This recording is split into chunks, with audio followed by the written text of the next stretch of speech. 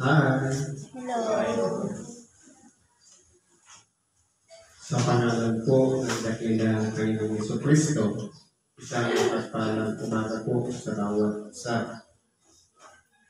Andito po tayo sa ikalawang bahagi na kung saan meron po tayong mga sitas na binabasa at binibigyan ng buhay o kaya pinapaliwanag.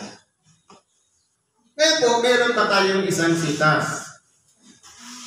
Sabi po sa ikalawang aralin, sa sulat ni San Apostol Santiago, sa Kapitulo 3, versikulo 13 hanggang 18. Ang sabi po ganito, sino ang marunong at matalino sa inyo? Ipakita niya sa pamamagitan ng mabuting kabuhayan ang kaniyang mga gawa sa kaamuan ng karunungan. Ngayon po, kung malalaman natin, kapag sinasabing marunong, maabilidad, madiskarte, o kaya matalino.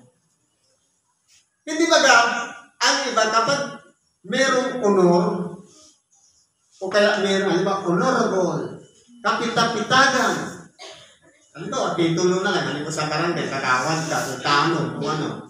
Dahil nandiyan ka, may titulo kasi nakakabit sa iyong pangalan, parang pinagkalooban ng karunungan niya. Ngayon, sabi dito, sino ang marunong at matalino sa inyo? Paano ang pagkakakilanlan ng marunong at matalino? Sabi dito, ipakita niya sa pamamagitan ng mabuting kabuhayan. Ngayon, paano natin malalaman kung ang kabuhayan natin mabuti? Sampul na lang pakikitungo sa kapwa. Ngayon, kahit sabihin natin, ipagsisiksikan natin sa ating sarili na mabuting akong tao, yung nakikita o kaya ang nakikita ng iyong kapwa, swapang ka, ibig sabihin, hindi ka mabuting tao. Gawin nating salamin ng ating buhay ang ating kapitbahay, ang ating kaibigan o kakilala. Dahil kapag may nagtanong, kilala mo ba ikaw nga si ganito? Ayoko. Yung madasalin mo, dyan yun. Ituturo. Hindi ba yung kakabit sa iyong pangalan na madasalin o mabuting tao, yun na yung ginagawa natin sa ating kabuhayan. Kaya po, kung titingnan po natin, hindi pwedeng galing sa sarili nating bibig ang pagpupuri o pagbubuhat ng ating sariling bangko o pag-aangat. Sapagkat yan ay pagmamalaki at pagpapalalo. Ang sabi dito, marunong tayo, matalino tayo. Dapat ipakita natin sa pamamagitan ng mabuting kabuhayan. Ano ba ang source ng ating pang-araw-araw na pamumuhay? Paano ba tayo nabubuhay? Ano ba yung pakikitungo natin sa ating mga kaibigan, sa ating mga kapitbahay, sa pang-araw-araw? Kung halimbawa, palagi kang inis at galit sa iyong kapitbahay, siyempre, ang pagkakakilanlan sa iyo, sabi sa Bicol, arabtong. Kaya kung pag-aaralan natin, nakikita po yan ng ating kapwa. Sabi nga, pabutihin ninyo ang punong kahoy at magiging mabuti ang bunga niyo. Ibig sabihin, pero paano nangyayari? Sa halip na gumawa tayo ng mabuti sa ating kapwa, ang nangyayari po yan, tinitingnan natin yung ginagawa ng ating kapwa. Nakikialam tayo sa buhay ng may buhay. Yan po ay maling pamamaraan o attitude ng tao. Kung baga, pagising mo, magpasalamat ka sa Diyos. Lahat ng ginagawa mo, nasa loob ng bahay o nasa labas ng bahay, gumawa ka ng kabutihan. Huwag mong pansinin yung mga mali na ginagawa ng iyong kapitbahay. Magiging mabuting kabuhayan ang mangyayari sa iyo. Ganun po yan. Pero kung halimbawa, nakarinig ka lang ng kwento, hindi ka pa satisfied, kinonfirm mo pa, at ipinagpasa-pasa mo pa, o pinagkalat, ibig sabihin, naging pinanggalingan ka pa ng isang bagay na katitisuran ng kapwa. Eh sabi dito, kung marunong tayo at matalino tayo, makikita po yan sa mabuting kabuhayan. Ibig sabihin, kapag masama ang kabuhayan natin o pang-araw-araw na pagkakilanlan sa atin ng ating kapwa, masama po tayong tao. Simple as that. Kaya po sabi dito, hindi lang mabuting kabuhayan, may kondisyon pa. Mabuting kabuhayan ang kanyang mga gawa sa kaamuan. Kahit araw-araw kang limatin, kahit araw-araw kang siraan ng puri, magiging kang maamo, wala kang pakialam sa kanila. Bakit? Dahil, halimbawa, ganito po kasi yan. Kapag minura ka, ikaw lang naman nakarinig, sino ngayon ang masama? Yung nagmura. Kapag gumanti ka, dalawa na kayong masama. Kung ikaw ay maliwanag ang pag-isip at matalino ka at marunong ka, ipapanalangin mo siya na maglinaw ang kanyang isip para tumigil na. Dahil kapag sinalubong mo siya ng katulad din ang ginawa niya, ang mangyayari niya, maglalaban kayo. Parang na kayong manok sa itaas, nagsabong. Tama yung sinabi kanina ni Grant. Kaya kung pag-aaralan natin, ang kaamuan ng karunungan, mahirap po yan gawin. Pero, sabi nga, number start at number 1. Always yan. Kaya pag ginawa mong isa, inulit mo ng isa, sunod-sunod yung dadami yan hanggang sa napapractice natin, tama na pala yung ginagawa natin. Kaya po, lahat naman tayo marunong o matatalino, yung pag-a-apply ng pang-araw-araw na pamumuhay, doon lang tayo nagiging taon. Kung nagkakamali, doon tayo sumasablay. Sabi po dito, ngunit kung kayo'y mayroong mapapait na paninibugho. Halimbawa, may nakita ka lang nakasama yung asawa mo, nagselos ka na agad. Mapapait na paninibugho, yung baga nag-uugat, na tumatagal, na hanggang sa dumarating sa hiwalayan, yun po yung alisin natin. Dahil kahit sabihin natin, mabuti yung ating pamumuhay, mabuti tayong tao, pero sinuso tayo, useless. 10 o kaya sa 10 putos, pinerfect mo yung siyam, nagkasala ka sa isa, nagkasala ka sa lahat. Ganun po yun. Kaya kahit na anong pagpapakita mong kabutihan sa iyong kapwa, nagkasala ka ng isa, lahat yun burado. Eh sabi nito, ngunit kung kayo'y may narong mapapait na paninibugho, at dahil sa paninibugho, nagkakaroon ng pagkakampi-kampi. Hindi to, ayaw ko sa kanya, dito ako. Hindi ba kagayon, malapit na naman ng eleksyon, darating na naman yung pagkakampi-kampi. Ayaw ko kayo ganito, ayaw ko dito ako hubuto. Doon po tayo napapahama. Sabi dito, paninibugho at pagkakampi-kampi sa inyong puso na hindi man nakikita sa hayag, pero nandidiyan kim-kim natin. Yung selos. Kasi po, yung selos kasi, minsan niya nakikita yan sa sinasabi o binibigkas ng bibig. Ang okay lang yung maging prangka. Magtapat ka na, magsabi ka na ng totoo na nagselos ka. Kaysa yung kim-kim, yun po yung nagpapabigat dyan sa puso natin. Siyempre, kapag may negative na bagay sa ating puso, daan yon para masamang espiritu pumasok sa ating katawan, bigyan tayo ng karamdaman. Kasi ang karamdaman, tinatawag na espiritu ng sakit. Ibig sabihin, kaya tayo may masakit sa tiyan dahil sinira natin yung tiyan natin. May masamang espiritong nanditiyan na naninirahan dyan. Hindi naman malalaki ang espiritu, malaki pa nga yung kamao. Kaya kung gaano man tayo nag-iingat sa ating buhay, pagkatapos nagiging siloso tayo o silosa sa ating asawa. Useless po yan. Kaya po, ang mabuting kabuhayan, kapag ang iyong asawa ay minamahal mo, umalis man yan ng bahay, wala, dahil lang sa tiwala na ibinibigay mo sa kanya, hindi ka magsisilos. Kahit sa kaibigan man yan. Doon po mag-uumpisa sa loob ng bahay yung pagiging mabuting kabuhayan. Ano pang sabi dito? Ngunit kung kayo'y sabi, hindi ito ang karunungan bumababa mula sa itaas, kundi ang nauukol sa lupa, sa laman, sa dyablo. Ibig po palang sabihin, kapag tayo po ay nag-surrender na sa Diyos, dapat po lahat ng kimkim na nariyan sa ating puso, dapat po mawala na yan. Kung baga, halimbawa, dumating man yung panahon na naaalala, hindi mo maiwasan, nagkakwentuhan doon sa mga pangyayaring yon. Ibig sabihin, parte na lang siya ng talambuhay natin. Pero kapag nasaktan na ulit tayo, ibig sabihin, hindi pa tayo nakamove on.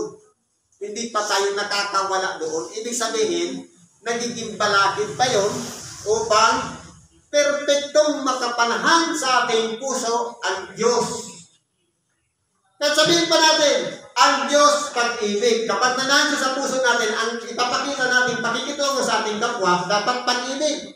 Pero kung 50% lang, dahil merong kim-kim, kumbaga, yung ginagawa mong pag-ibig sa kapwa, pinipili mo lang yung kaaway mo pa rin, yung kabati pa rin. Yun na yung tinatawag na pagkakampi-kampi. Ibig sabihin, merong favoritism, meron kang iniiwasan, meron kang gusto mong dikitan. Kaya po, yung pagkakampi-kampi sa loob ng ating puso, yun po yung kapaliwanagan niyan.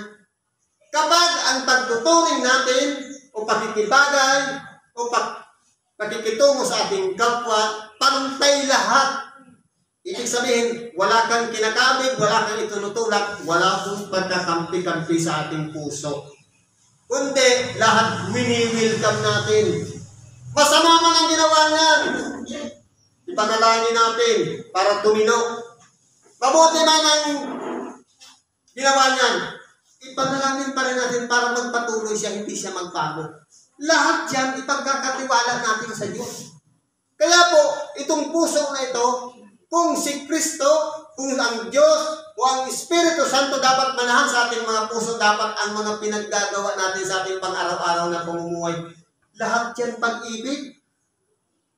Bakit na baga, hindi baga masarap matulog sa gabi na nanalangin ka, binilang mo mula nung gumising ka hanggang sa bago ka matulog, wala kang nakaaway. Hindi baga ang sarap ng pakiramdam na parang hindi, yung bubhi mo, napakalinis.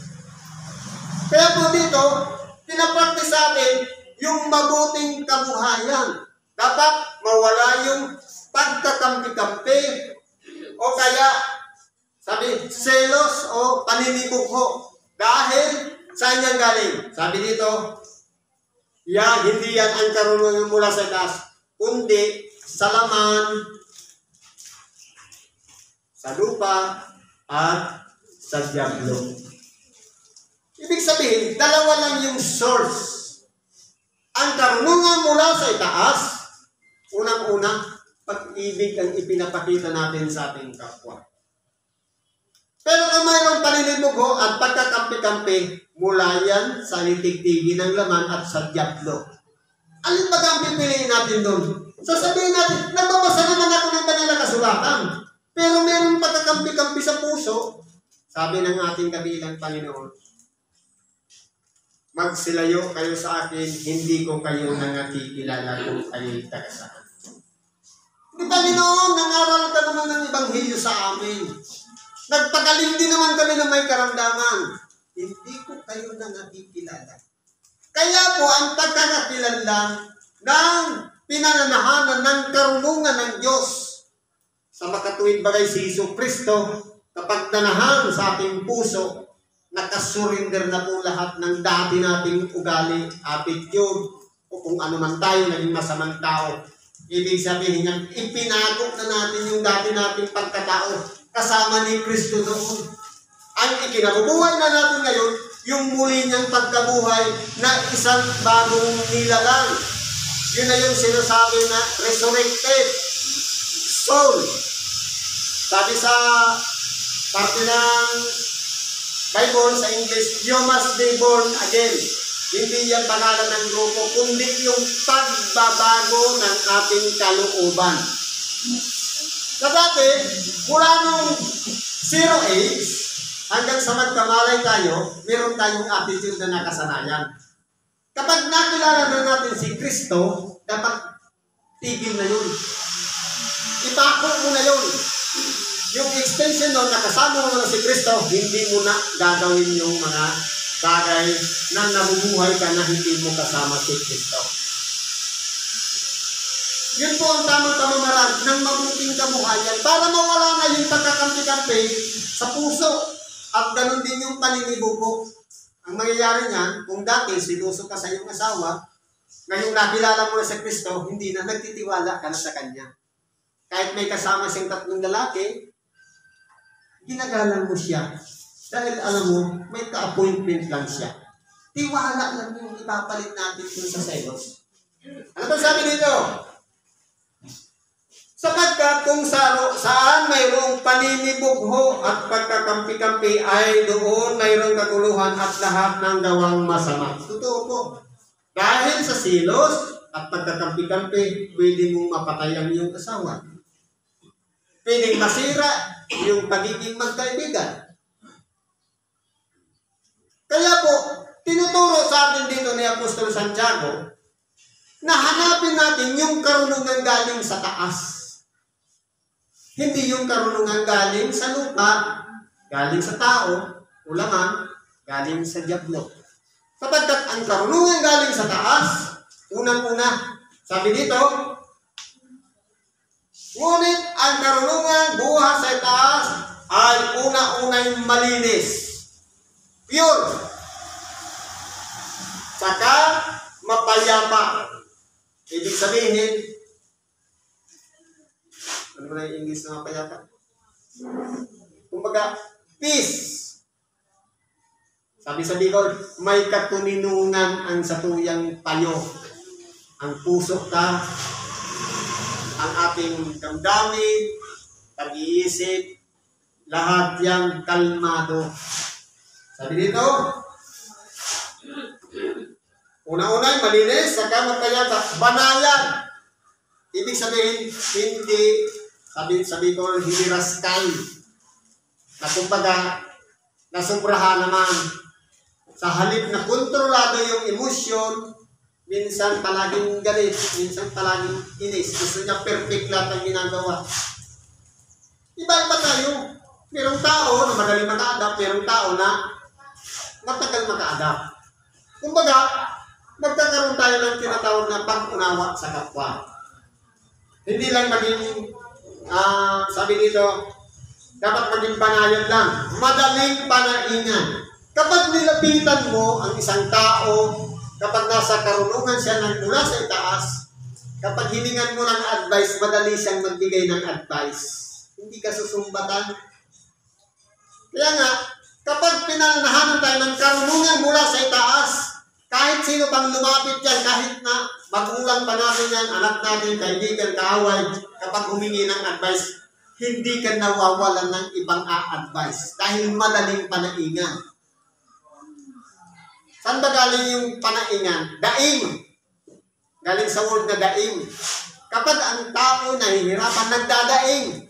Kahit hating gabi, kapag ginising ka, magpapatulong sa'yo ng may karamdaman, nagdadaing siya, hindi ka mag-aatubilin na sasabihin mo, sarado na ang pinto, hindi na ako tatanggap ng dadamutin.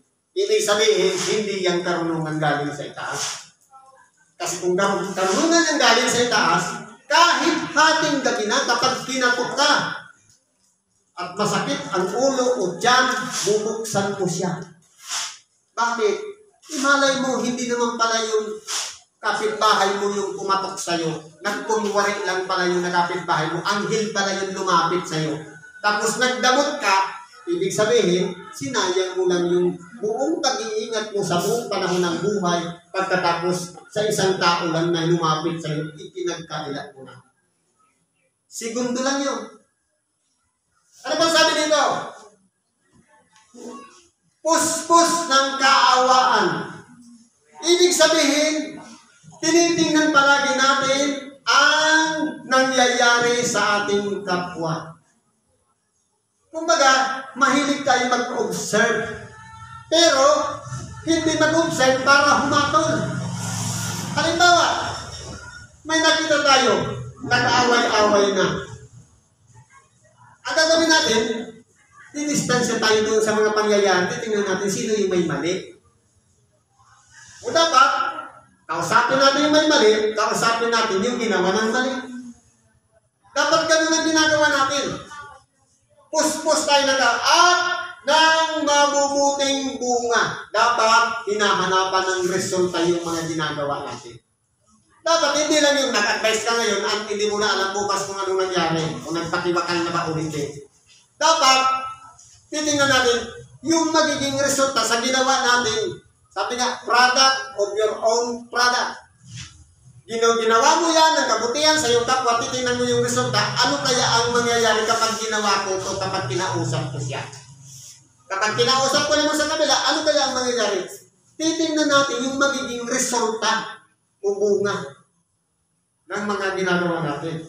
Sabi pa dito, walang inaayunan. Ibig sabihin, mediator.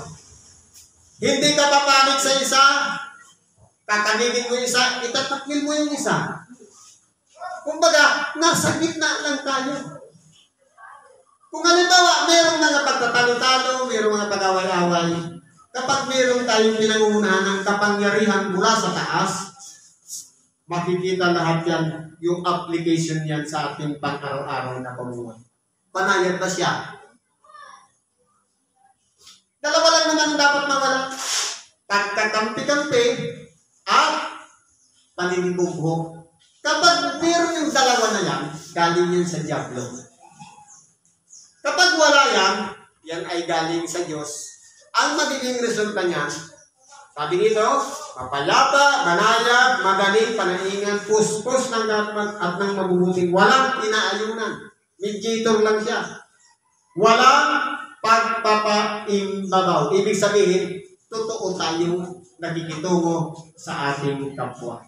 Hindi ibig sabihin, tinutulungan mo lang siya dahil, kumbaga, nakipagplastika na sa akin, hindi makipagplastika na rin ako. Hindi ganon. Hayaan mo siya manatiling plastic, ikaw totoo kang tao humaharap sa kanya. Ibig sabihin, sabi nga, tayo yung maging mabuti, dapat daigin natin ng mabuti ang masama. Kaya po kung pag-aaralan natin, sa mga pinangungunahan ng Espiritu Santo, na meron ng karunungan at kaalaman. Ito po yung pamantayan ni Apostol Santiago ng karunungan mula sa itaas. Na dapat kapag yan ay ginagawa natin, ina-apply natin, yung mga karunungan banayad, mapayapa, galing yan sa Diyos. Huwag nating hahaluan ng pagkakampi-kampi. Kasi sabi dito, walang inaayunan ang galing sa itaas. Ang galing sa Diablo, may pagkampi-kampi, hindi sabihin may favoritism. Dapat, pag walang inaayunan, 50-50. Ang tingin mo sa iyong kapwa, ikamag-anak mo ba yan o hindi, 50-50 ka lang palagi. Wala kang inaayunan. Sabi dito, at ang bunga ng katwiran ay natatanim sa kapayapaan sa mga nagsisigawa ng kapayapaan. Kaya po, kung gusto natin maging matuwid, dapat po umira sa atin ang kapayapaan. Paano natin magagawa yan? Sabi nga, maging matalino kayo katulad ng ahas at matimtiman gaya ng kalapati. Hindi ba yung kalapati ginagawa natin symbol ng peace, kapayapaan? Ang ahas, matalino. Kapag may kalaban siyang ahas, kapag nasugatan niya, ihahanap na niya pa yan ng dahon na ipanggagamot niya doon sa kalaban niyang ahas. Dapat Yan ang katalinuhan na makuha natin. Na kapag meron man tayong nasaktan, tulungan pa rin natin yung nasaktan natin. Kung meron mang nagdamdam sa atin, puntahan natin para magpanakuli yung galit. Yun po yung pinaka-the best. Sabi pa, maging matintimang gaya ng kalapati. Ang kalapati, kapag nag-alaga ka niyan, kapag nag-away ng mag-asawa, lumalayas po niya. Kaya, kung nakikita natin, papunta na sa kaguluhan ang nangyayari, mag-distansya na tayo para hindi na tayo madamay. Kumbaga, katulad ng isang damit na labahin, kapag nahahawaan na siya ng bicolor ang puti, ihiwalay mo na ang iyong sarili na puti para hindi na siya mahawakan. Ganun po yun.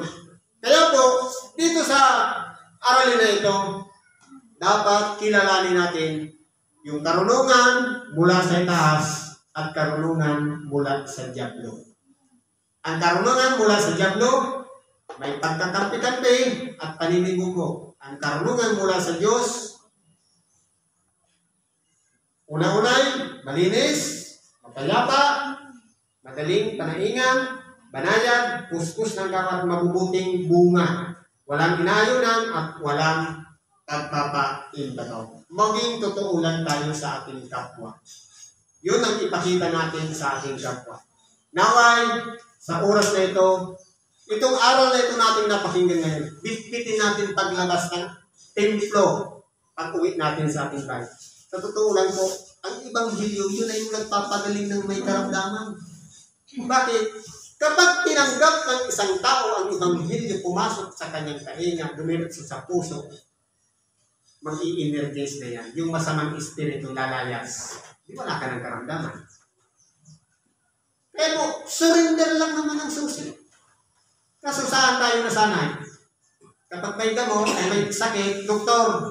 Bakit? Tapos sabihan pa, 6 months lang ang iyong buhay, bakit sino ba siya? Diyos? Para bilangin yung oras mo. Na hanggang doon na lang. Kapag malakas ang ating pananalig sa Diyos, pura mismo, gumagaling. Kagaya ng sinabi kanina ni Brad. Tungkol sa kitungin. Kaya po, magtiwala tayo sa Diyos, huwag sa amin. Huwag sa sino mang narito, sa Diyos lamang. Ipagkatiwala natin ang ating mga sarili. Siguro, hanggang dyan na lang ang pakikibahagi natin sa oras na ito. Salamat po sa Diyos at anuman ang ating mga karaingan, kahilingan man, karamdaman man, problema, o anuman bagay na nakakabit sa ating katawan, ipagkatiwala lahat yan natin sa Diyos. Kung sa'yo mo, Diyos na po ang bahala sa atin kung ano ang gagawin niya sa atin. Salamat po at isang mapagpalang umaga sa bawat isa.